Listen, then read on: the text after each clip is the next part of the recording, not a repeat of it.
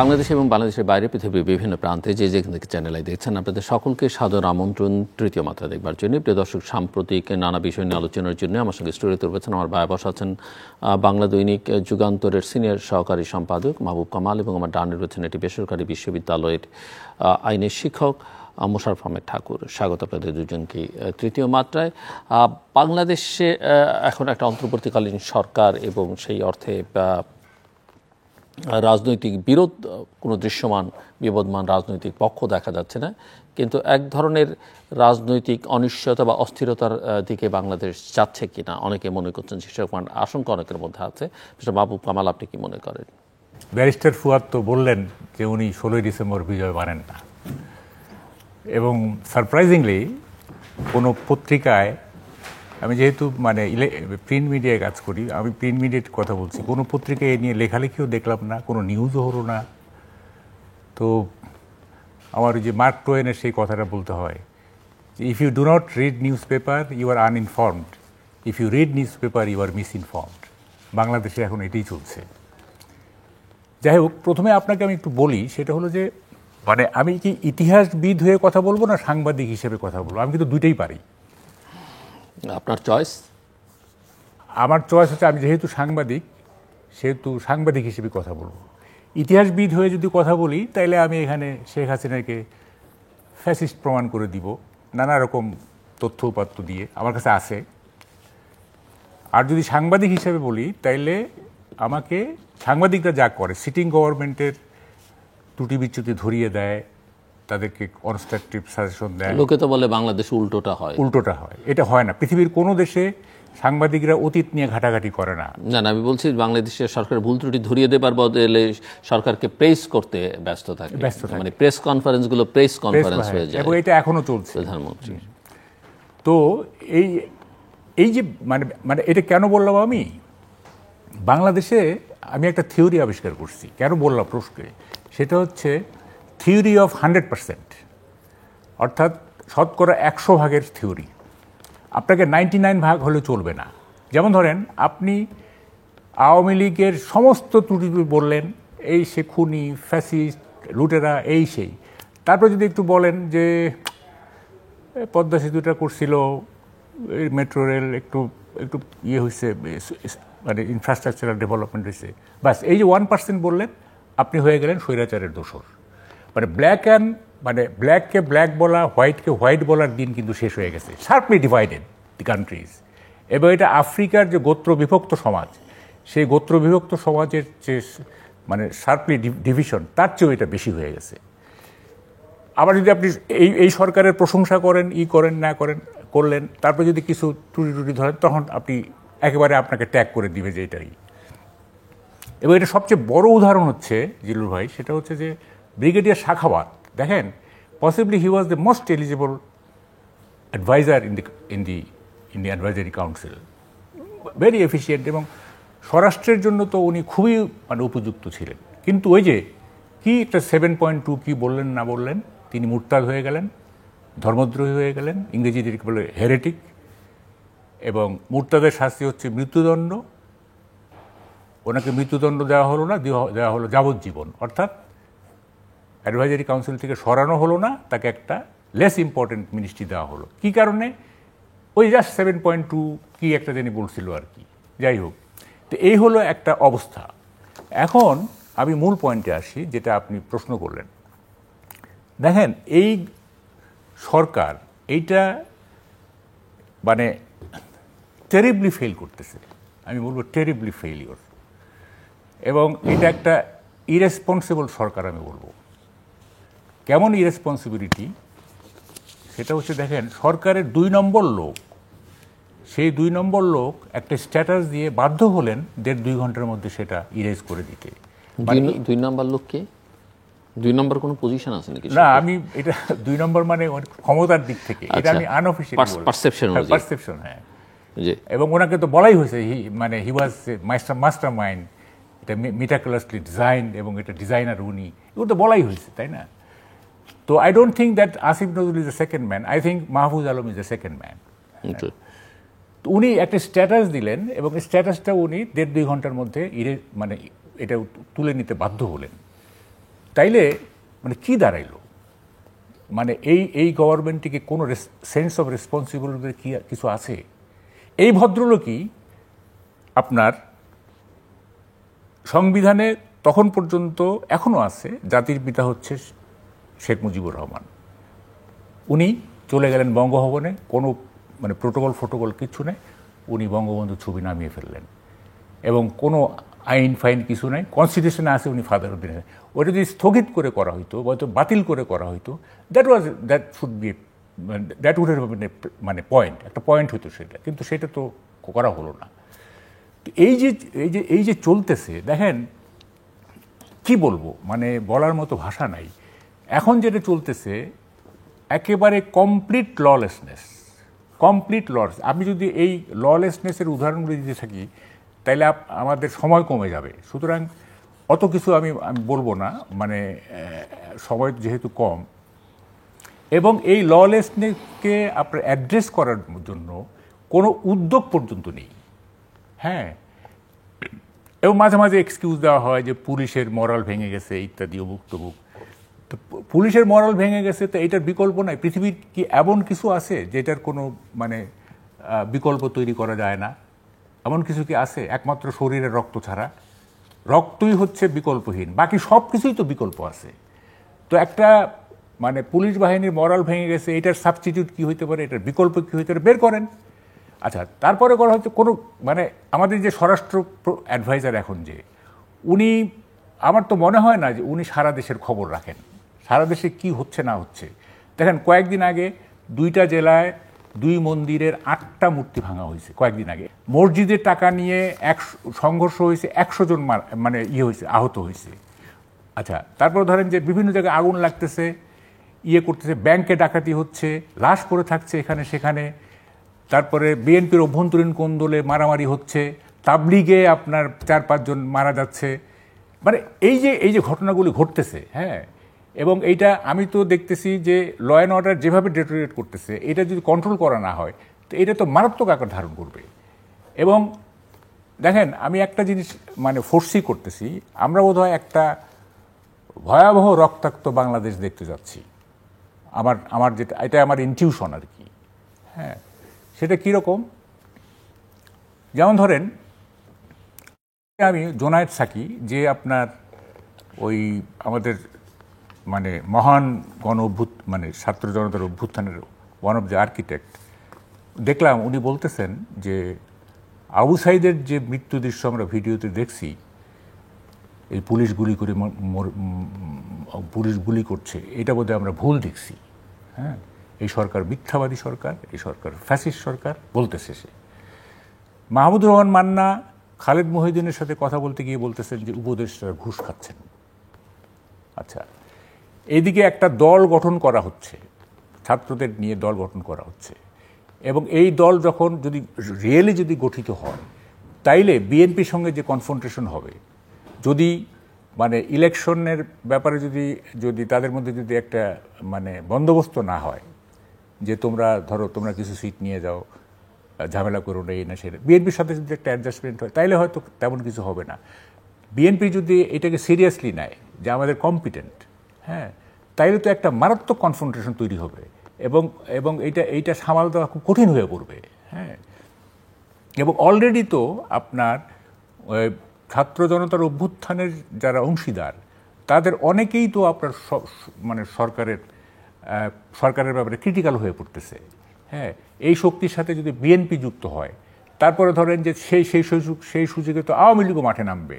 সবটা মিলায়ে আপনার গভর্নমেন্ট যদি মানে প্রপারলি ফাংশন না করে, গভর্নমেন্ট যদি সেন্সিবলি ফাংশন না করে, তাহলে তো একটা বিরাট কনফ্রন্টেশন শুরু হয়ে যাবে, এবং এই কনফ্রন্টেশন তো রক্তপাত হবে। এটা তো আমরা মানে দিব্য চোখে দেখতে পারতেছি, গভর্নমেন্ট যদি সেন্সিবলি ওয়ার্ক না করে।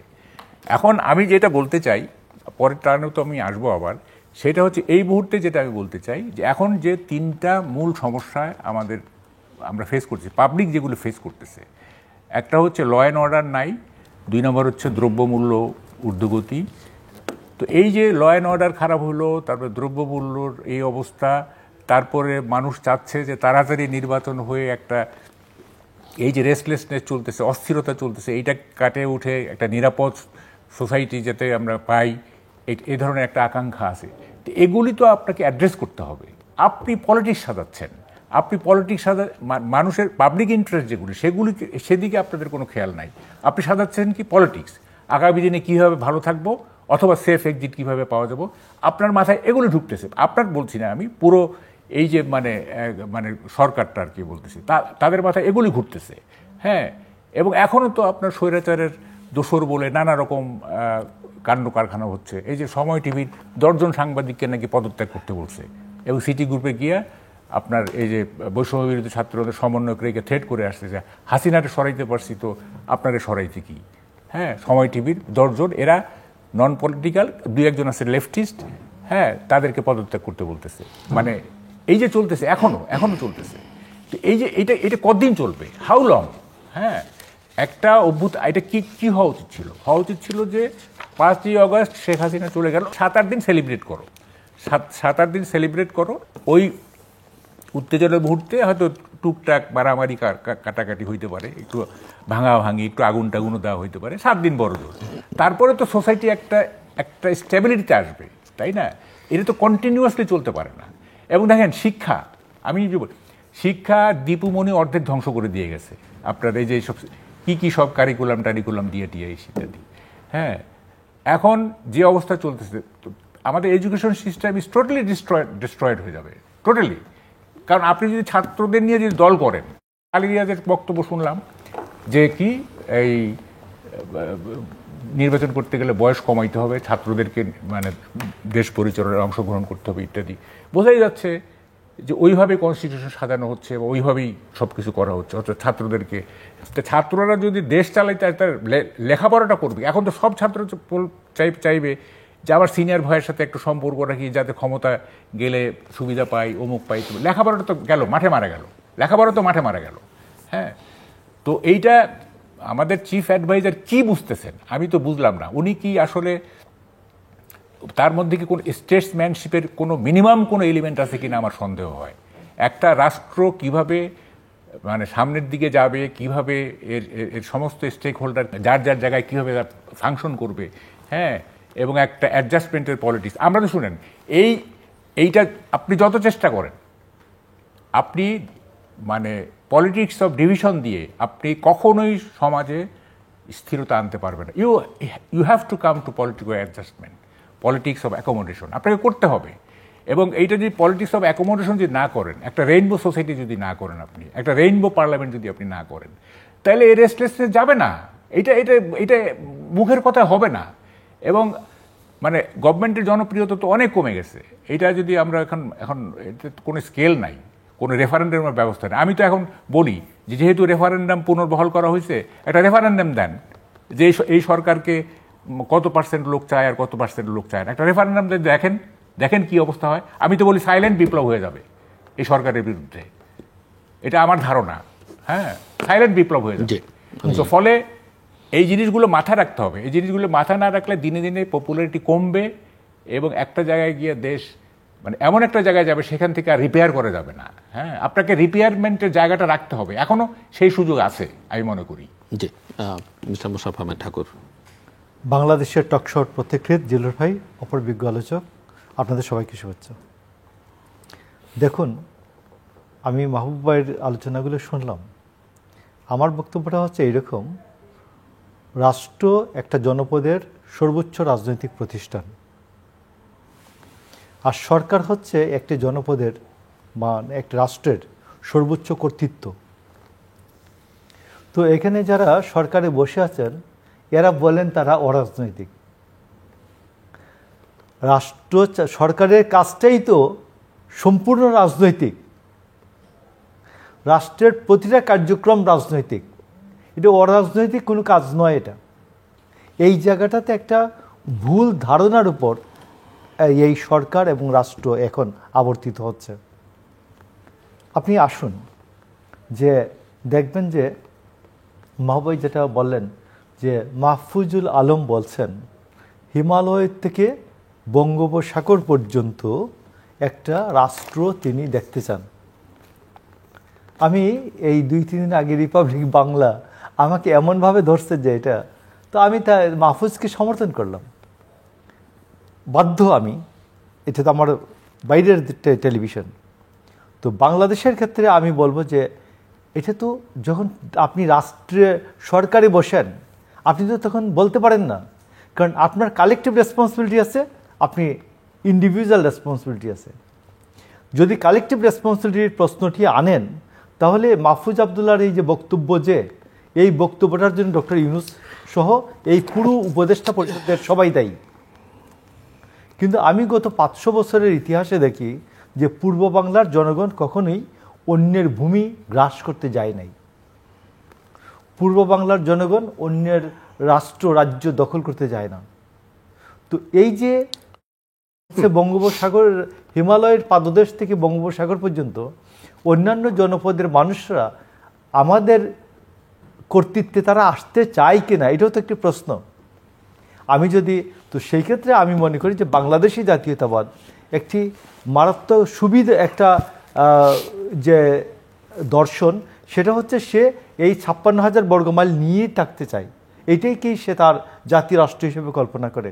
অন্য তার এক্সপানশনের দিকে যেতে চায় না, আধিপত্যের দিকে যেতে চায় না, সম্প্রসারণের দিকে যেতে চায় না।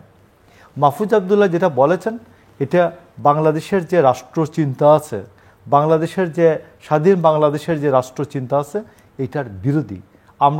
আমরা স্বাধীন বাংলাদেশের যে ইভেন যে আমাদের সংবিধানের যে পররাষ্ট্র নীতি আছে, সেটি হচ্ছে আমরা বলি যে সকল জাতি, সকল রাষ্ট্রের স্বাধীনতার প্রতি আমরা সম্মান প্রদর্শন করব। তো সেইটার সাথে তো যায় না। এবং তিনি মাহফুজ আবদুল্লাহর যে এই বক্তব্যটা, এইটা তাই তার এই স্বপ্ন দেখা, চেয়ারে বসে স্বপ্ন দেখা, মন্ত্রীর চেয়ারে বসে এই ধরনের স্বপ্ন দেখা, এটা তো তার মন্ত্রিত্বের শপথ ভঙ্গের সামিল। আমি মনে করি ডক্টর ইউনূস যদি তিনি প্রমাণ করতে যান তার সরকারে তার কর্তৃত্ব আছে, তাহলে মাহফুজ আবদুল্লাহ সম্বন্ধে তিনি সিদ্ধান্ত গ্রহণ করবেন। এবং আমি মনে করি যে তিনি প্রমাণ করবেন যে রাষ্ট্রের ভিতরে রাষ্ট্র, সরকারের ভিতর সরকার চলতে পারে না। আমরা সমর্থন দিয়েছি যে ডক্টর ইউনূসের নেতৃত্বাধীন একটি সরকার হবে, যে বাংলাদেশের জনগণ সমর্থন দিয়েছে। কিন্তু ডক্টর ইউনূসের 12 হাত কাকুরের 13 হাত বিচি, 12 হাত মৌলানার 13 হাত দাড়ি, এটা তো আমি দেখতে চাই না। বাঁশের চেয়ে কঞ্চি বড়, ডক্টর ইউনূসের চেয়ে কারো কর্তৃত্ব বড়, মাহফুজের কর্তৃত্ব বড়, এটা তো আমি দেখতে চাই না। তো যদি মাহফুজের কর্তৃত্ব বড় না হয়, তাহলে ডক্টর ইউনূস তার সম্পর্কে সিদ্ধান্ত গ্রহণ করবেন। তো এইটা হচ্ছে একটা দিক। আরেকটা দিক হচ্ছে আপনি যে এই সরকার যে আপনাকে সংস্কার সংস্কার সংস্কার করে যে চিৎকার করছে, যে কি বলছেন তারা, সংস্কার না করে নির্বাচন হবে না। আমি দেখলাম যে পুলিশের সাথে কতগুলো জিনিস দরকার জড়িত। দেখেন, একটা হলো পুলিশের সাথে পিআরবি জড়িত, পুলিশের সাথে সিআরপিসি জড়িত, পুলিশের সাথে পেনাল কোড জড়িত, পুলিশের সাথে এভিডেন্স অ্যাক্ট জড়িত, এবং সর্বশেষ তার অর্গানোগ্রাম জড়িত। এই সবগুলি মিলিয়ে তার জবাবদিহিতা এবং স্বচ্ছতা প্রশ্ন। এইটা করতে তো মিনিমাম 10 বছর লাগবে। কারণ মাহবুব ভাই, আপনি জানেন কিনা, পেনাল কোড যে তৈরির কাজটা শুরু হয় 1835 সালে, এটা প্রণয়ন কমপ্লিট হয় 1860 সালে। 1860 সালে আইনটা পাস হয়, এবং 2 বছর দেরি করা হয় যে এটা আইনটা কার্যকর করতে। তো বাংলাদেশে বা এই উপমহাদেশ বা ইউরোপের ইতিহাসে কোথাও এত লম্বা সময় একটা আইন পাশ করার পর কার্যকরী করার জন্য এত লম্বা সময় নেওয়া হয় নাই। 1862 সালে এটা কার্যকর করা হয়। তো সেই ক্ষেত্রে এইরকম একটা জিনিস যে আপনি বলেন, এইটা সংস্কার করতে লাগবে মিনিমাম 6 থেকে 10 বছর। তো গেল একটা। তো আরেকটা বলেন যে কি, শেখ হাসিনার বিচার ছাড়া যদি কেউ নির্বাচন চায়, তাহলে তিনি নাকি জাতির শত্রু হয়ে যাবেন। তো শেখ হাসিনার সাথে তো আপনি বিচার করছেন না। শেখ হাসিনার সাথে মিনিমাম 220 জন, 22 জন, 280 জন, 300 জন করে এক একটা মামলা দায়ের করছেন। তো এই 300 জনের এক একটা মামলার যদি করা হয়, কি যদি তদন্ত কমপ্লিট করা হয়, তাহলে তদন্ত কমপ্লিট করতে লাগবে 3 থেকে 4 বছর। এই 3 থেকে 4 বছর, এবং এই মামলা যদি হাইকোর্ট, সুপ্রিম কোর্ট বিভিন্ন লেভেল পার হয়ে আপনি যদি আসেন, বিচার করতে লাগবে 10 বছর। 10 বছর কি আপনি এই নির্বাচনহীনভাবে দেশ থাকবে? তো ডক্টর ইউনূসের বয়স তো 85 বছর, তো 10 বছর তো ডক্টর ইউনূস, আমি 95 বছর বয়সী রাষ্ট্রপ্রধান বাংলা পৃথিবীর ইতিহাসে আসছেন কিনা আমি পাই নাই। এই মাহাতির মোহাম্মদ 92 না কত সালে, রবার্ট মুগাবে ছিল, রবার্ট মুগাবে জিম্বাবুয়ের। তো এইরকম যদি হন, তো এইরকম বিরল রাষ্ট্রপ্রধান, সরকার প্রধান, তো ডক্টর ইউনূসকে বানাতে চান, তো আমার তো মনে হয় না ডক্টর ইউনূস 10 বছর যে 10 বছর পয়েন্টটা একটু বলতে চাই, আমি শেষ করি। তো এই কর্তৃত্ব যে 10 বছর নাগাদ, 10 বছর পর্যন্ত লম্বা সময়ের কর্তৃত্ব, ডক্টর ইউনূসের কর্তৃত্ব বাংলাদেশের মানুষ মানবে আমার মনে হয় না, বিএনপি মানবে এটাও মনে হয় না। এবং আপনাকে আমি আরেকটা জিনিস আপনাকে আপনার নজরে আনতে চাই, যে আপনি দেখবেন যে এই সরকার হচ্ছে যে সবচেয়ে দুর্বল সরকার।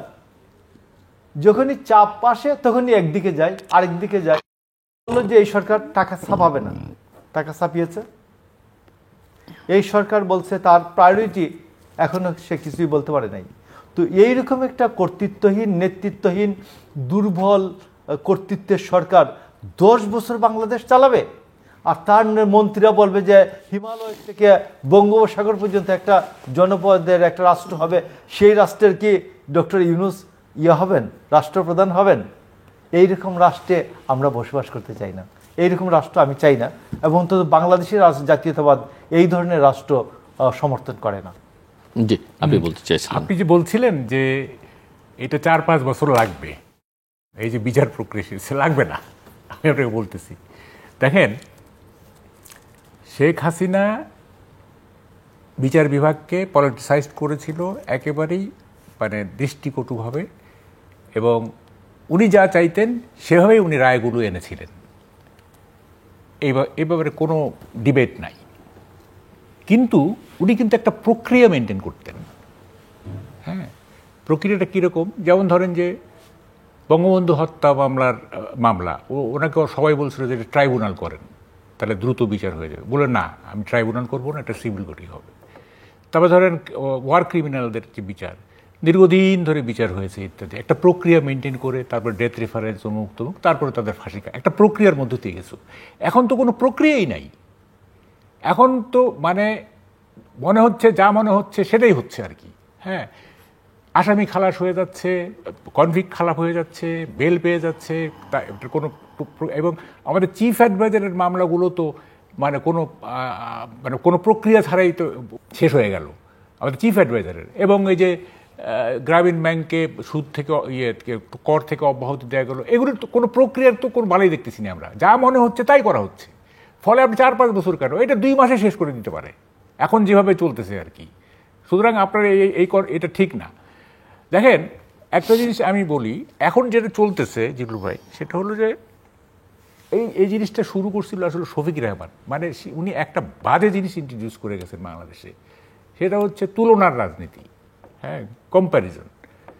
যখনই আমরা লিখতাম যায় দিনে যে এই বিএনপি কি বলে যে আমি আওয়ামী লীগ এটা করতেছে, তখন বলতে আর বিএনপি কী করে সেটা বলো, বা বিএনপির কথা বললে আওয়ামী লীগ কীগুলি করে নাই। মানে সবসময় একটা কম্প্যারিজনের মানে সাংবাদিকতা করতে হয়েছে আমাদের। এবং আমি একটা কলামের নামও দিছিলাম যে ইট মে বি মেনশন দ্যাট, অর্থাৎ ধরেন খালেদা জিয়ার বিরুদ্ধে একটা কথা বললাম, তখন বলতে হবে যে উল্লেখ করা যেতে পারে যে হাসিনারও এই দোষ ছিল। এই সাংবাদিকতা আমরা করছি। এখন এই যে সব কিছুতেই বলা হচ্ছে যে স্বৈরাচার এগুলো ধ্বংস করে দিয়ে গেছে, স্বৈরাচারের জঞ্জাল সরাচ্ছি, সুতরাং পারতেছি না, এগুলো তো লেম এক্সকিউজ। 4 মাস পরে এটা শুনবো না আমরা, 4 মাস পরে এটা শুনবো না, এটা শুনবো 1 মাস পর্যন্ত আমরা শুনেছি, বা 2 মাস পর্যন্ত শুনেছি, এখন আর এগুলো শুনবো না। এবং স্বৈরাচারের জঞ্জালকে কতগুলো জিনিস দেখেন খুব কন্ট্রাডিক্টরি, খুবই কন্ট্রাডিক্টরি। বলা হচ্ছে যে হাসিনা অর্থনীতি ধ্বংস করে দিয়ে গেছে, অথচ অর্থ উপদেষ্টার দায়িত্ব নেওয়ার কয়েকদিন পরে বলছেন যে দেশের অর্থনীতি খুব খারাপ না। কয়েকদিন পরে বলছেন, এটা রেকর্ড আছে। হ্যাঁ, আমার কাছে ওনার ইয়েটাও আছে, মানে লিঙ্কটাও আছে। কয়েকদিন পরে বলছে দেশের অর্থনীতি খারাপ না, অথচ বলা হচ্ছে যে শেখ হাসিনা ধ্বংস করে দিয়ে। IMF যখন যে কি বললো, তখন অর্থ উপদেষ্টা বললেন যে না, এত খারাপ না, আমাদের চ্যালেঞ্জ আছে কিন্তু এত খারাপ না। আচ্ছা, তারপর দেখেন অর্থ উপদেষ্টা এই যে আমাদের যে দেবপ্রিয় বাবুর যে শ্বেতপত্র, সেটার ব্যাপারে তো উনি বলতেছেন যে এটা কি, এটা মানে মানে উনি একটা অবজ্ঞার সুরে আর কি, জানি ওখানে কি লেখা আছে ইত্যাদি, মানে উনি কোনো পাত্তাই দিচ্ছেন না। তো এই যে বিষয়গুলো, এখন তো সত্য বের করাটা তো খুব কঠিন কাজ, মানে বাংলাদেশে এখন সত্য বের করা কঠিন। এবং যেটা বলা হয়ে থাকে যে lies are of 3 kinds, plain lie, damn lie and statistics. এখানে তো স্ট্যাটিস্টিক্স বলতে কিছু নাই, যখন যা যা মনে হচ্ছে হ্যাঁ এই বলে দিচ্ছে। দেখেন খুব ইন্টারেস্টিং এটা, বাংলাদেশ ব্যাংকের গভর্নর এই মনসুর সাহেব উনি বলছিলেন যে গত রেজিমে $17 বিলিয়ন ব্যাংক থেকে লুট হয়েছে, ঠিক আছে। আর দেবপ্রিয়বাবু বলতেছেন যে প্রতি বছর $16 বিলিয়ন পাচার হয়েছে। কোথায় 16 বছরে, 16 বছর না 15-16 বছর বা 15 বছরে $17 বিলিয়ন, আর দেবপ্রিয়বাবু হচ্ছে প্রতি বছর $16 বিলিয়ন। তাহলে বুঝেন এবার, মানে ফাঁকটা দেখেন আর কি, আপনি কোনটা বিশ্বাস করবেন এটা, তাই না? তো এই যে চলতেছে যে মানে স্ট্যাটিস্টিক্সের যে গরমিল, হ্যাঁ মানুষ কোনটা বিশ্বাস করবে? অর্থ উপদেষ্টার কথা বিশ্বাস করবে, না এই যে পলিটিশিয়ানরা বলে বেড়াচ্ছে যে ধ্বংস হয়ে গেছে সব ইত্যাদি? তারপর দেখেন 2 বছর যাবত শুনতেছিলাম যে দেশ শ্রীলঙ্কা হয়ে যাচ্ছে, কই এখন পর্যন্ত শ্রীলঙ্কা হয় নাই। তার মানে কি 4 মাসে রিপেয়ার করা হয়েছে? শ্রীলঙ্কা হয়ে যায় তো 5ই আগস্টের আগে, এবং এটা রিপেয়ার করা হয়েছে, মানে এটি তো তাই তো লজিক্যালি তো তাই দাঁড়ায়। তো ফলে এই জিনিসগুলো তো আমাদেরকে মানে মানে হ্যাচকা টানে সব কিছু বলে দেওয়া। হ্যাঁ ডেফিনেটলি গত 15 রেজিম এটা কোনো শাসনই ছিল না, এটি মানে এটাকে শাসন বলে না, হ্যাঁ এটা এক ধরনের মানে রানীতন্ত্র ছিল। হ্যাঁ that is besides the point, what is inside the point is যে আপনি কি ওইটাকে ইউজ করে বা ওইটাকে ক্যাশ করে আপনি যা খুশি তাই করবেন, এ তো হইতে পারে না। আচ্ছা 2 নম্বর কথা হচ্ছে, দেখেন ছাত্র সমাজকে টেনে আনা হচ্ছে, তাই না? এটা মানে কেন বাংলাদেশের ছাত্র সমাজকে রাজনীতিতে কেন আসতে হবে? এইটা কখন ছাত্র সমাজ রাজনীতিতে আসে? যখন কোনো সোসাইটিতে আর্টিকুলেট মিডল ক্লাস থাকে না। যেমন আমরা আসামে দেখছিলাম, ওখানে কোনো আর্টিকুলেট মিডল ক্লাস ছিল না, তখন প্রফুল্ল মাহান্তের নেতৃত্বে ছাত্ররা ঐক্যবদ্ধ হয়ে একটা আন্দোলন করে উনি 28 বছর বয়সে মুখ্যমন্ত্রী হয়েছেন। দ্যাট ইজ অ্যান এক্সাম্পল, ঠিক আছে। আমাদের এখানে তো আর্টিকুলেট মিডল ক্লাস আছে, আমাদের এখানে সিভিল সোসাইটি আছে, আমাদের এখানে শিক্ষিত কি বলে যে অভিভাবক শ্রেণী আছে। ছাত্রদের কেন মানে একটা হইতে পারে যে হ্যাঁ আপনি পার্লামেন্টে 5 জন ছাত্র প্রতিনিধি, একটা মানে সংরক্ষিত আসন থাকবে যে 5 জন ছাত্র প্রতিনিধি থাকবে, ওইটার উপর ইলেকশন হইতে পারে যে কারা আসবে না আসবে, অথবা সংরক্ষিত হইতে পারে। বাট একটা পলিটিক্যাল পার্টি ছাত্রদের দ্বারা হবে, হ্যাঁ এন্টায়ার ছাত্রদের দ্বারা, এইটা তো মানে আমার মাথায় ঢুকে না আর কি। মানে ছাত্র সমাজকে রাজনীতি করতে হবে, তাদের কোনো লেখাপড়া নাই, হ্যাঁ তাদেরকে রাজনীতির মধ্যেই থাকতে হবে। এখন এই যে দেখেন এটা বোঝে কি না আমি জানি না, ছাত্ররা যদি দল করে তো এইটার তো এই বেনিফিট তো পাবে আওয়ামী লীগ, এই জিনিসটা বোঝে কি না আমাদের গভর্নমেন্ট? সেটা হচ্ছে যে তখন তো অ্যান্টি আওয়ামী লীগ ভোটগুলি ভাগ হয়ে যাবে, বিএনপি পাবে কিছু, এরা যেহেতু এদের এক ধরনের অ্যাচিভমেন্ট আছে, এক ধরনের ইয়ে আছে, তারা পাবে কিছু, অ্যান্টি আওয়ামী লীগ ভোট ভাগ। যদি আওয়ামী লীগ ইলেকশনে আসে এবং লেভেল প্লেইং ফিল্ড থাকে, তা তো আওয়ামী লীগের জয়কার, অ্যান্টি আওয়ামী লীগ ভোট তো সব ভাগ হয়ে যাবে ইত্যাদি। আর এমনিতে তো ধরেন যে আমাদের দেশের এগুলি তো বললে না, বলে কি যে এই দোসর, এই আওয়ামী লীগের দালাল ফালাল, এগুলো দেখবেন আপনি কমেন্টে দেখবেন যে আমাকে বলতেছে আওয়ামী লীগের দোসর, দেখবেন আপনি তো। এবং আমি বলি কি মানে একটা ইস্যুতেই আমি কখনো আওয়ামী লীগ হব না, সেটা হচ্ছে কালচারাল গ্যাপ। আওয়ামী লীগের ওবায়দুল কাদেরের মতো লোকের সাথে মাহবুব কামালের অ্যাডজাস্টমেন্ট কোনোদিনও হবে না, ফলে I will never be Awami leaguer. হ্যাঁ কিন্তু ওই যে মানুষ বলবে যেহেতু এগুলি বলতেছি তাহলে মানে আমি হচ্ছি যে কি বলে যে মানে স্বৈরাচারের দোষর। কথাটা যেটা বলতে চাচ্ছিলাম যে মানুষ তো আমাদের দেশের মানুষ, এর শর্ট মেমোরি। যে কোনো পরিস্থিতিতে আপনি যেমনটা বলছিলেন যে আওয়ামী লীগের জয়কার হবে, আপনি কি মনে করেন মানে নেক্সট ইলেকশনে কোনো অবস্থাতে আওয়ামী লীগের জয়কারের কোনো সুযোগ আছে? শুনেন আমি একটা জিনিস বলি আপনাকে, কথা হচ্ছে ধরেন যে ইলেকশনটা যদি হয় এবং ইলেকশনে যদি আওয়ামী লীগ পার্টিসিপেট করে, অবশ্যই যে কোনো গণতান্ত্রিক চিন্তা সম্পন্ন মানুষ বলবেন না কোনো রাজনৈতিক দলকে নিষিদ্ধ করতে, নির্বাচনের বাইরে রাখতে, কিন্তু আওয়ামী লীগ নিজে পার্টিসিপেট করবে কিনা আমরা ধরে নিচ্ছি তার ইতিহাস বলে পার্টিসিপেট করা, যদিও তার না পার্টিসিপেট করার রেকর্ডও আছে, এবং তাদের যে মরাল কন্ডিশন, তাতে তারা কি পাবলিকলি নিজেরা ভিজিবল হওয়ার মতো জায়গায় আছেন কিনা, এটা আমার কাছে প্রশ্ন থাকলো আপনার কাছে। দ্বিতীয় প্রশ্ন যেটা সবচেয়ে আহত করেছে, আমি মনে করি যে কোনো মানুষকে আহত করবে, যে আওয়ামী লীগের এই 4 মাসে একজন মানুষ পাওয়া যায়নি, আওয়ামী লীগের সমর্থক, নেতা, কর্মী, নিঃসন্দেহে যা কিছু হয়েছে, অন্যায়, অবিচার, লুটপাট, ব্রুটালিটি, তার সঙ্গে আওয়ামী লীগের সারা দেশের নেতাকর্মীরা সবাই ছিলেন না, কিন্তু কেউ একজন প্রকাশ্যে বলেননি যে এটা অন্যায় হয়েছে, অমানবিক হয়েছে, গ্রহণযোগ্য না, এটা কিন্তু কেউ বলছেন না। বলছেন হ্যাঁ আমরা খারাপ করছি, তাই বলে ওরাও খারাপ করবে, আমরা খারাপ করছি তা বলে এই ছাত্ররা এটা করবে, আমরা খারাপ করছি তাই বলে বিএনপি এখন এই দখলবাজি করবে।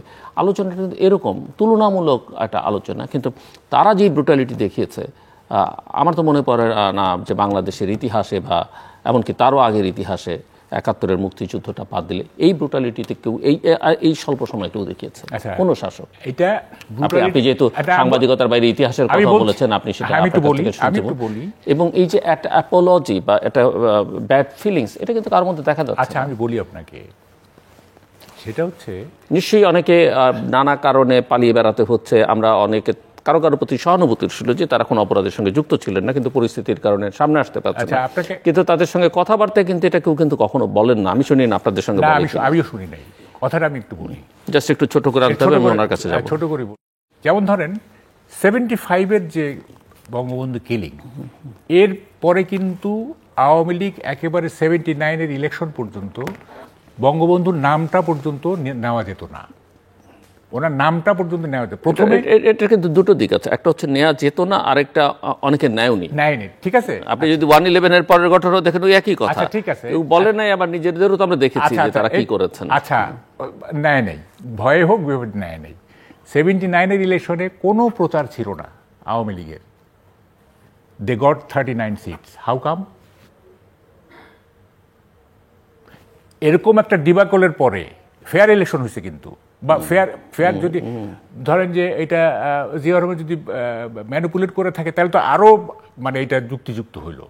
39 সিটস পাইলো এরকম একটা পরিবেশে, হ্যাঁ, তো কোনো প্রচার প্রভাকাণ্ড ছিল, কিছু করা যায় নাই, পাইছে তো। দেখেন কতগুলি জরিপ কিন্তু হচ্ছে, আমি এগুলিকে I am not taking it as a guarantee. যেমন ধরেন যে মাসুদ কামাল একটা জরিপ করছে, সেখানে দেখা যাচ্ছে যে আওয়ামী লীগ অনেক বেশি। তারপর আরেকটা জরিপে দেখা যাচ্ছে এগুলি হইতে পারে, আপনার অর্গানাইজড ভোট হইতে পারে বা হইতে পারে, কিন্তু মানে আওয়ামী লীগের প্রতি মানে এটা হয় কি, আমাদের দেশে অ্যান্টি ইনকামবেন্সি সেন্টিমেন্ট, যেটা গভর্নমেন্ট ফেল করলে তখন অপোজিশন ব্যাক করে এগুলি। তো যেহেতু আওয়ামী লীগ হচ্ছে ইমিডিয়েট পাস গভর্নমেন্ট, সুতরাং এখন পাবলিক মনে করতেছে আওয়ামী লীগই অপোজিশন, বিএনপি অপোজিশন মনে করতেছে না পাবলিক। এটা হয়ে গেছে যে আওয়ামী লীগ ভার্সেস ইউনূস গভর্নমেন্ট, এটা হয়ে গেছে তাইলে এই গভর্নমেন্টের ফেইলিওরের যে সেটা কে ব্যাক করবে?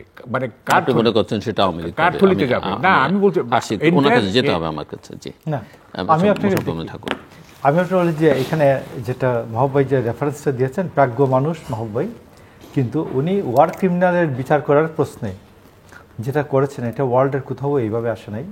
এভিডেন্স অ্যাক্ট যেটা সংশোধন করে দিলেন, এভিডেন্স অ্যাক্ট হচ্ছে আমাদের এখানে বার্ডেন অফ প্রুফ, যেটা লয়ে পড়ানো হয়, বার্ডেন অফ প্রুফ, আপনি যে যা দাবি করবেন সেটার সপক্ষে তিনি প্রমাণ হাজির করবেন। আর এভিডেন্স অ্যাক্টের আরেকটা জায়গা হচ্ছে সাক্ষ্য প্রমাণ। পুলিশের কাছে যাহাই বলা হোক না কেন, আদালতের সামনে সাক্ষী যাহা বলবে সেটা সঠিক। তো আওয়ামী লীগ যেটা ওয়ার ক্রিমিনালদের বিচার করার সময় বলে দিল যে প্রসিকিউশনের সামনে যাহা বলিয়াছিল, সাক্ষীকে যদি আদালতের সামনে সাক্ষী দেওয়ার জন্য পাওয়া না যায়, তাহলে প্রসিকিউশনের সামনে যাহা বলিয়াছিলেন তাহাই আদালতের সামনে বলিয়াছেন বলিয়া গণ্য হইবে। পৃথিবীর হিস্ট্রিতে এই ঘটনা নাই। এবং আপনি দেখবেন যে সালাউদ্দিন কাদের চৌধুরীকে যে বিচারটা করা হলো এবং ইয়ার যে সুকরঞ্জন বালিকে যে ধরে নিয়ে যাওয়া হলো, বলা হয়েছে যে পুলিশের কাছে সুকরঞ্জন বালি যাহা বলছে এটা আদালতের সামনে বলছেন, সুকরঞ্জন বালি কিন্তু আদালতের সামনে বলেন নাই কিছু।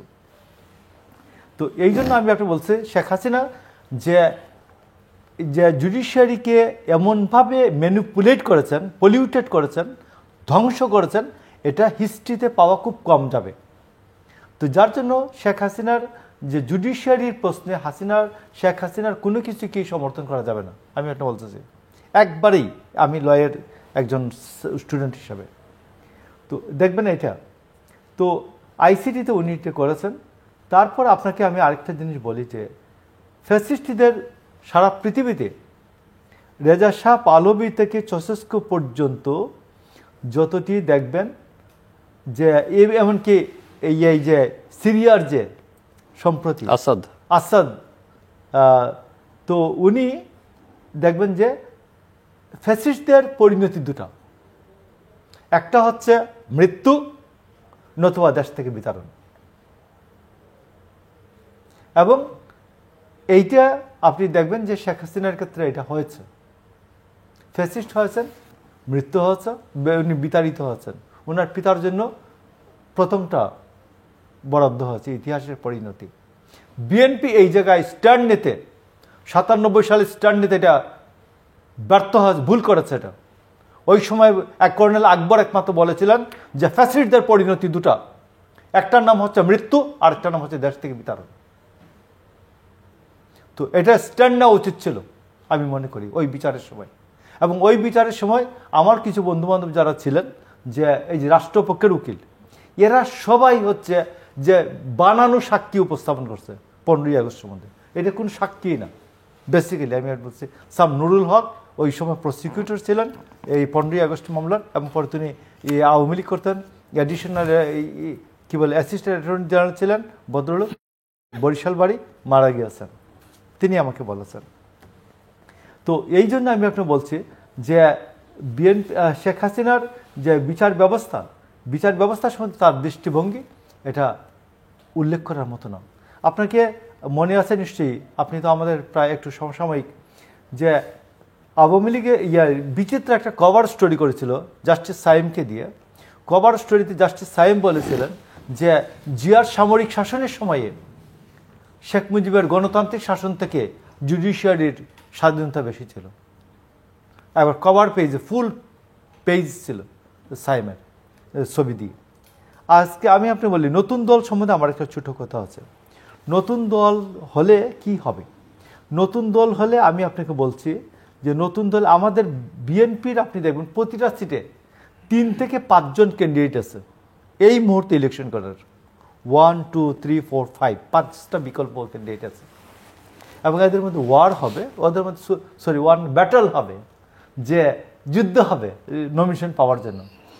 এইখানে নতুন দল হলে এখানে আওয়ামী লীগ এখানে ইনক্লুড হওয়ার কোনো ব্যবস্থা নাই, মানে বিএনপির মধ্যে ইন করার কোনো জায়গা নাই।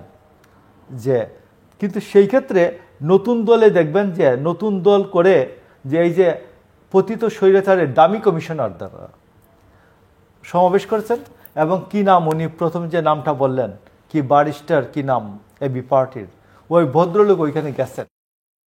কেন যাবেন আপনি, কেন যাবেন ওইখানে? এবং ওইখানে সরকারের লোকজন গেছে, গিয়ে বলছে যে কি তারা বার্গেন করছে যে তাদেরকে তাদের পজিশন রেস্টোর করা হবে, তাদের পজিশন ফিরিয়ে দেওয়া হবে এই কমিশনারদেরকে, তারা যদি নতুন দলে যোগ দেয়। তাহলে আওয়ামী লীগের পুনর্বাসন কেন্দ্রটার নাম হবে, আমরা কেউ থিওরিটিক্যালি মনে করতাম যে পুনর্বাসন কেন্দ্র হবে কমিউনিস্ট পার্টির মাধ্যমে অথবা জাতীয় পার্টির মাধ্যমে। এখন দেখা যায় নতুন দলে আওয়ামী লীগের পুনর্বাসন কেন্দ্র হয়ে উঠবে এই যে কি বলে নতুন দল যেটা হবে, ছাত্রদের নতুন দল। এবং আমি আপনাকে বলি যে আমার এই কনস্টিটিউশন রিরাইটের প্রশ্নে আমার মারাত্মক আপত্তি আছে অন্য কারণে, আমি আপনাকে বলছি। সেটা হচ্ছে কনস্টিটিউশন রিরাইট করার প্রশ্নে আপনি দেখবেন যে জামায়াতে ইসলামের যে বক্তারা এখনই বক্তৃতা করেন যে আল্লাহর সাক্ষাৎ অলি যদি কাউকে দেখতে চান তাহলে ডাক্তার শফিকুর রহমানকে দেখুন। আমির হামজা এই বক্তব্যটা রাখছেন। তো এখন আমির হামজা এরা যখন সবাই এইসব ওয়াইজিনরা যখন নেমে যাবেন এই যে শীতকালে, এখন চলতেছে কিন্তু, যে ভাই আপনারা খুব সহজে জান্নাতে যেতে চান, জি যেতে চাই, তাইলে আসুন একটা মাত্র কাজ করি, বাংলাদেশকে ইসলামী রাষ্ট্র করি, আমরা সবাই এই ইসলামী রাষ্ট্রের একটা করে ভোট দেব আর জান্নাতের টিকিট নিয়ে চলে যাব। তো বাংলাদেশে যদি কনস্টিটিউশন রিরাইট করতে যায় আলী রিয়াজ সাহেব, তাইলে এই যে 92% মুসলিম রাষ্ট্রের, মুসলমানের রাষ্ট্র বাংলাদেশ, এইটাতে মুসলিম রিপাবলিক হওয়াটা এটা কোনোভাবে ঠেকাতে পারবেন না। আমি আপনাকে বলি যে এই যে আওয়ামী লীগ এত কথা বলেছে, এরশাদের কি রাষ্ট্রধর্ম ইসলাম বাদ দিতে পারছে? বাদ দিতে পারে নাই। তো এই জন্য এইটা দরকারও নেই, তারপরে তো বাদ দিতে পারে নাই। তো আজকে আমি আপনি বলছি যে কনস্টিটিউশন রিরাইটের প্রশ্ন যখনই আসবে, তখন যখন এই যে মৌলানা সাহেবরা বলবে যে একটা করে ভোট দেন আর জান্নাতের টিকিট নেন, আসবেন ইসলামী রাষ্ট্র করেন, তো এটা ঠেকাবেন কিভাবে? ডক্টর ইউনূস আপনি তো করেন সুদের আপনি তো হচ্ছেন সুদের ইয়ার, মৌলানা সাহেবরা বলে একবার বলে সুদের কারিগর, আর এক বলে আপনি সুদের প্রমোটার, ইন্টারেস্টের প্রমোটার আপনি। তো আপনি ইন্টারেস্টের প্রমোটার হয়ে আপনি তো ইসলামী রিপাবলিকের দিকে যাচ্ছেন। তো এই জন্য আমি আপনি বলছি যে আমাকে একটা নির্দিষ্ট দিকে যেতে হবে, যে এই সরকার আসলে তার গন্তব্যটা কি, তার গন্তব্য কোথায়। সে আওয়ামী লীগকে পুনর্বাসিত করতে চায় বলে অন্যরা বিএনপি পুনর্বাসন করবে আওয়ামী লীগকে, বাট আওয়ামী লীগের পুনর্বাসন কেন্দ্র এই সরকারের যে পৃষ্ঠপোষকতায় যে দল হবে সেই দল হবে আওয়ামী লীগের পুনর্বাসন কেন্দ্র। আরেকটা হচ্ছে এই সরকার, আপনি বলে যে এই সরকার বলছে যে প্রথম টাকা ছাপাবে না, সরকার টাকা ছাপালো 22,500 কোটি টাকা, এটা বিরাট অঙ্কের টাকা, বিরাট অঙ্কের টাকা। তো এই জন্য আমি আপনাকে বলছি যে আমাদের আপনার এইখানে বড় বড় অর্থনীতিবিদরা বলেছেন যে কিছু ব্যাংককে মৃত্যুবরণ করতে দেওয়া উচিত ছিল, লেট দেম টাই। তো এটা তো থাকেন নাই। তো এই জন্য আমরা এই সরকারকে, আমি শুরুতে বলছিলাম যে এই সরকারের গন্তব্যটা কি, এই সরকার সবচেয়ে বড়, সবচেয়ে স্বাধীনতার পর সবচেয়ে দুর্বল সরকার, এই সরকার গন্তব্য কোথায় এটা আমরা জানি না, এই সরকার কি করতে চায় এটা জানি না, এবং এই সরকার নির্বাচনটা আদৌ করতে চায় কিনা এইটাও আমরা বুঝতে পারছি না। এটা যদি কিনু তবে শর্ত থাকে যে এইসবের বেড়া জালে উনি নির্বাচনকে নিয়ে যাচ্ছেন উনার কি বলে শেষার্ধ থেকে 25-এর শেষার্ধ থেকে কি বলে প্রথমার্ধ পর্যন্ত 26-এর আমি আসছি প্রথমার্ধ বা মধ্য 26 পর্যন্ত, মধ্য 26 পর্যন্ত। এটাকে আমরা অবশ্যই বলতে পারি অক্টোবর সকল প্রয়োজনীয় সংস্কার করে অক্টোবরের 25 অক্টোবরের প্রথম সপ্তাহের যে কোনো দিন নির্বাচন করে দেওয়া সম্ভব। জি, আমি আসছি ফাইনাল রাউন্ড, জাস্ট 5 মিনিট করে সময় প্রত্যেকের জন্য। ক্লোজিং রিমার্কস দুই তিনটা জিনিস ক্লিয়ার করি তাহলে হবে। একটা হচ্ছে যে শেখ হাসিনা বিচার বিভাগকে মানে চরম পলিটিসাইজ করেছেন, এ ব্যাপারে কোনো সন্দেহ নাই। আমার পয়েন্টটা হচ্ছে যে উনি একটা প্রক্রিয়ার মধ্য দিয়ে করছে, প্রক্রিয়াটা ডিফেক্টিভ, প্রক্রিয়াটা ত্রুটিপূর্ণ, কিন্তু একটা প্রক্রিয়া অনুসরণ করেছেন, এখন সেই প্রক্রিয়াটা নেই, সেটা আমি বলছি।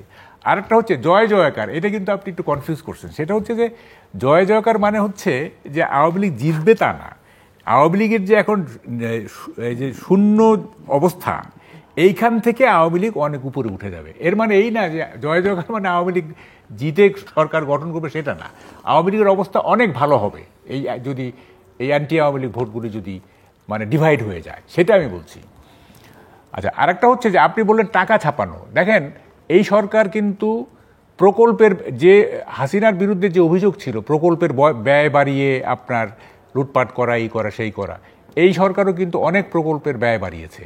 সুতরাং কথার সাথে কিন্তু কাজের আমরা মিল দেখছি না। আচ্ছা, এখন যেটা নির্বাচন প্রশ্নে আমি বলছি, এটা একদম শেষ কথা, সেটা হচ্ছে যে মানে তারেক রহমান আর কত ইমেজ বিল্ড আপ করবেন, আমি এটা বুঝতে পারি। ওনার ইমেজ অলরেডি বিল্ড আপ হয়ে গেছে। এই 4 মাসে উনি যত ভালো ভালো কথা বলছেন, আর কত করবেন? আমার কথাটা হচ্ছে যে তারেক রহমান বা বিএনপি যে নির্বাচনের জন্য মানে চাপ দিচ্ছে না, এটা আমার কাছে একটু বিস্ময় লাগতেছে। এটা আমার কাছে খুব রহস্যপূর্ণ। হ্যাঁ, কেন চাপ দিচ্ছে না? মানে তাদের তো চাপ দেওয়া উচিত যে কেন তাড়াতাড়ি নির্বাচন দেন, সেটা দিচ্ছে না, কি কারণে জানি না। এবং তারেক রহমান দেশে আসতে পারতেছে না, সব কনফ্লিক্ট বেরিয়ে আসলো, আনসারুল্লাহ বাটের হেড, তো ওই যে কি বলে অমুক তমুক, সবাই তো বের হয়ে আসলো। তা কি বলে যে গ্রেনেড অ্যাটাকে সবাই বের হয়ে আসলো, এটার কি বলে যে 10 ডক্টর হয়ে, তারেক রহমান আসতে পারলো না কেন? তো এইটাই বুঝতেছি না। যাই হোক, নির্বাচনের ডেট আমি একটা টকশোতে বলছি সেদিন যে শুনেন একটু, June 2025 will be too early, 2026 will be too late. এই মাঝখানে নির্বাচন করতে হবে, অর্থাৎ 2026-এ যাওয়া যাবে না, এবার 1 জানুয়ারিতেও যাওয়া যাবে না। 2025-এর 31 ডিসেম্বর, এই জুন থেকে 31 ডিসেম্বর এর মধ্যে নির্বাচনটা করতে হবে। যদি এটা না করা হয় তাইলে সরকারের জন্য বিপদ আছে, এটা আমি অ্যাসার্ট করে বলতেছি। 26-এ যাওয়াই যাবে না, হ্যাঁ, এইটার মধ্যে নির্বাচনটা করতে হবে। এবং এটা চাপ আসতেছে, আপনি ধরে নিয়েন চাপ আসতেছে, মানে কি যে হবে আমি মানে এটা কি বলে, আই এম শিভার্ড, আমি মানে কাঁপতেছি আর কি, যে কী হতে যাচ্ছে। হ্যাঁ, এই যে পার্টনারগুলো সরে যাচ্ছে একটা একটা করে, হ্যাঁ, এই যে গণ অভ্যুত্থানের পার্টনারগুলো, তারপর আসবে বিএনপির চাপ, তারপরে ছাত্ররা যদি অ্যাডামেন্ট হয়ে পড়ে, হ্যাঁ, ছাত্ররা তো এখনও তাদের সেই মানে বৈপ্লবিক যে চেতনা সেটা তো এখনও অক্ষুণ্ণ আছে, আমরা দেখতেছি। হ্যাঁ, ফলে আলটিমেটলি কী হবে জানি না, তবে গভর্নমেন্ট মানে ডক্টর ইউনূসকে খুব মানে একেবারেই মেথডিক্যালি কাজ করতে হবে, মেথডিক্যালি সেন্সিবলি, হ্যাঁ, বুঝতে হবে সব বাংলাদেশের যে আমাদের যে পাবলিকের সেন্টিমেন্ট কি, পাবলিকের পালস কি, এখানকার স্টেক হোল্ডার যে কি, সব কিছু বুঝে শুনে তাকে একটা রেইনবো সোসাইটি কীভাবে করা যায়। হ্যাঁ হ্যাঁ, আওয়ামী লীগের যারা করাপ্ট, যাদের বিচার হচ্ছে, অবশ্যই তাদের বিচার হবে, হবে, হ্যাঁ, কিন্তু তাই বলে আপনি মানে আওয়ামী লীগের সবাইকে বাদ দিয়ে দিবেন, প্রসেসের বাইরে রেখে যাবেন, এটা হয়। গ্রামে যান আপনি, 85 বছর 90 বছর বয়স, বলতেছে যে 54 সাল থেকে নৌকায় ভোট দিয়ে আসছে, আমরা বঙ্গবন্ধুকে ভালোবাসি, একেবারে নিরীহ লোক, তারা কোনো ক্রাইম করে না, তারা কোনো কিচ্ছু করে না, শেষ করতে। হ্যাঁ, সুতরাং শেষ কথা হচ্ছে, the criminals of last regime all should be ব্রট into justice, বিচার করতে হবে। এবং যারা নির্দোষ, যাদের বিরুদ্ধে কোনো স্পেসিফিক চার্জ নাই, হ্যাঁ, দল করছে, এটা কোনো অপরাধ না। যেমন 71-এ জামাত ইসলাম যেগুলি ক্রিমিনাল অ্যাক্টিভিটি করে নাই, তাদেরকে তো আপনি বিচার করতে পারেন না। তাদের একটা মত থাকতেই পারে যে আমরা পাকিস্তানকে অখণ্ড রাখবো, হ্যাঁ, এটা মত থাকতেই পারে। ক্রিমিনাল অ্যাক্টিভিটি করছে কিনা, মানে রেপ, লুণ্ঠন, এগুলি করছে কিনা, বাট তারা হচ্ছে দোষী। সাধারণ জামাত ইসলাম তো দোষী হইতে পারে না। তো সেরকম আওয়ামী লীগের যারা মানে ক্রিমিনাল, তারা দোষী। যারা ক্রাইম করে নাই তাদেরকে তো আপনি প্রক্রিয়ার বাইরে রাখতে পারেন না, তাদেরকে they should also be taken into account, এবং ওই রেইনবো সোসাইটির তাদের অন্তর্ভুক্ত। ধন্যবাদ মিস্টার মোশাররফ আহমেদ ঠাকুর। ধন্যবাদ। আমি আপনাকে একটা জিনিস মনে করি যে ইনক্লুসিভ সোসাইটির জন্য নির্বাচনটা জরুরি দরকার। ইনক্লুসিভ সোসাইটির প্রশ্নে শেখ হাসিনা আমাদের ইনক্লুসিভ সোসাইটির যতগুলো উপাদান ছিল এগুলিকে উনি ব্রেকডাউন করেছেন, এগুলিকে তছনছ করেছেন। তো সেই ক্ষেত্রে আমাদের সমাজের যে একেবারে প্রান্তিক লেভেলে যে শত্রুতাটি তৈরি হয়েছিল, এগুলি আমাদের কমিয়ে আনতে হবে আমি মনে করি, 1 নম্বর। 2 নম্বর হচ্ছে আওয়ামী লীগকে যদি দলীয়ভাবে আওয়ামী লীগের যদি করা হয়, বিচার করা হয় যে গণহত্যার জন্য দল হিসাবে বেসিক্যালি একটা ট্রাক দিয়ে চাপা দিছে মানুষকে, তো ট্রাকের তো আর বিচার হয় না, বিচার হয় ট্রাকের ড্রাইভারের। তো আওয়ামী লীগ হচ্ছে বেসিক্যালি ট্রাক, আওয়ামী লীগ একটা দল বেসিক্যালি করে না। তো আওয়ামী লীগ যদি দল হিসাবে আওয়ামী লীগের বিচার হইতে হয়, তাহলে আমি মনে করি জামাতে ইসলামেরও দল হিসাবে বিচার হতে পারে, সুপিরিয়র রেসপন্সিবিলিটি জন্য 71 সালে এটা হতে পারে। দুই দলের কেউই কখনো ক্ষমা চায় নাই, ক্ষমা চাওয়া, দুই দলের কেউই এখনো ক্ষমা চান নাই। সেই জন্য এই বিচারটা জামাতে ইসলামের এবং আওয়ামী লীগের বিচারটা একসাথে হতে পারে, যে এই দুই দল যে গণহত্যার সাথে জড়িত কিনা, গণহত্যার বিচারটা দুই দলের একসাথে হতে পারে আইসিটিতে। আমি নিউ আইডিয়া না, এটা আলোচনা হচ্ছে আমার ভাইয়ের, এইখানে বহু আলোচনা, থট প্রভোকিং। হ্যাঁ হ্যাঁ, 1 নাম্বার 2 হচ্ছে আমি আপনাকে বলি যে তারেক রহমানের যে বিষয়টা, তারেক রহমানের যে মামলাগুলি আপনি দেখবেন, তারেক রহমানের একটা মামলা কিন্তু উঠাই নাই এই গভর্নমেন্ট। এবং আপনাকে বলি 494 অনুযায়ী যে এই যে বিচারের রায়ের আগ পর্যন্ত যে কোনো দিন পিপি সাহেব প্রপোজাল দিলেই মামলা উঠতে পারে। তো এটা করেন নাই এই সরকার। তো তারেক রহমান যে কাজটা করছেন এখন, সেটা হচ্ছে যে একটা নিউ লিবারেলিজম, যে একটা ইনক্লুসিভ সোসাইটির জন্য নিউ লিবারেলিজম, আমরা হিংসা ছড়াবো না, বিদ্বেষ ছড়াবো না, যেটুকু হিংসা বিদ্বেষ ছড়িয়েছে এটাকে প্রশমন করা, কমিয়ে আনা এবং একটা ইনক্লুসিভ সোসাইটি গড়ে তোলা, এইটা হচ্ছে যে খুব জরুরি দরকার। এবং একটা জাতীয় ঐক্য গড়ে তোলা, ন্যাশনাল ইউনিটি দরকার, এটা পলিটিক্স অফ ন্যাশনাল ইউনিটি, এইটার জন্য উনি কাজ করছেন। কাজ করে। আমি মনে করি যে এটা যদি উনি কাজ করেন এবং তার মধ্যে তার এই আরেকটা বিষয় আছে যে তার বিরুদ্ধে যে জাতীয় আন্তর্জাতিকভাবে যে প্রচারণাগুলি ছিল এইগুলোকে এইগুলোকে প্রশমন করা বা এগুলোকে অপসারণ করা দেন। আমি মনে করি যে বিএনপিকে আমরা বিএনপির 2-3টা পর্যায়ে আছে। বিএনপি আমরা এরশাদ বিরোধী আন্দোলনের মধ্যে দিয়ে বিএনপির একটা নতুন ফরমেশন হয়েছে, আর এই 15 বছরের আন্দোলনের মধ্যে দিয়ে বিএনপির আরেকটা ফরমেশন তৈরি হচ্ছে।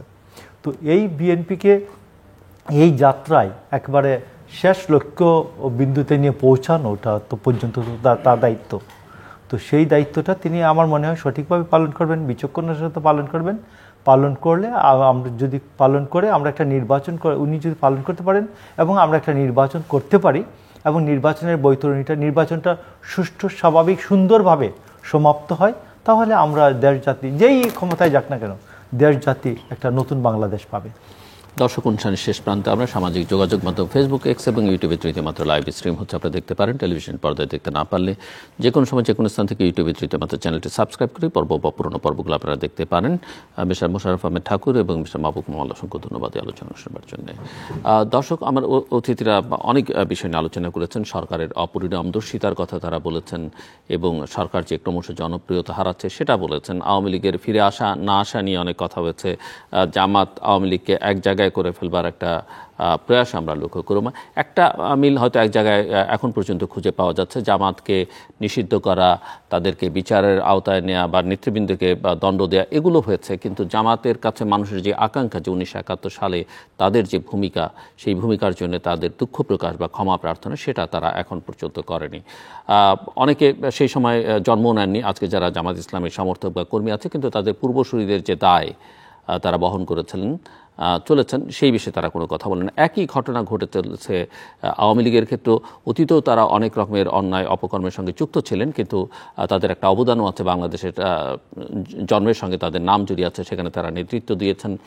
কিন্তু গত 15 বছরে তারা যা করেছেন, এবং বিশেষ করে 2024 জুলাই আগস্টে যে ব্রুটালিটি, যে নির্মমতা বাংলাদেশ আওয়ামী লীগ এবং তার সরকার এবং শেখ হাসিনার নেতৃত্বাধীন সরকার দেখেছে, সেটা ক্ষমার অযোগ্য। এবং তার জন্য তারা ক্ষমা প্রার্থনা করবেন কিনা, দুঃখ প্রকাশ করবেন কিনা, অন্তত কর্মী সমর্থকরা যারা এর সঙ্গে যুক্ত ছিলেন না, সেটা যতক্ষণ পর্যন্ত না করছেন ততক্ষণ পর্যন্ত ওই পরিচয়ে পরিচিত হওয়া একটু দুরূহ বা সময় সাপেক্ষ ব্যাপার হয়ে দাঁড়াতে পারে।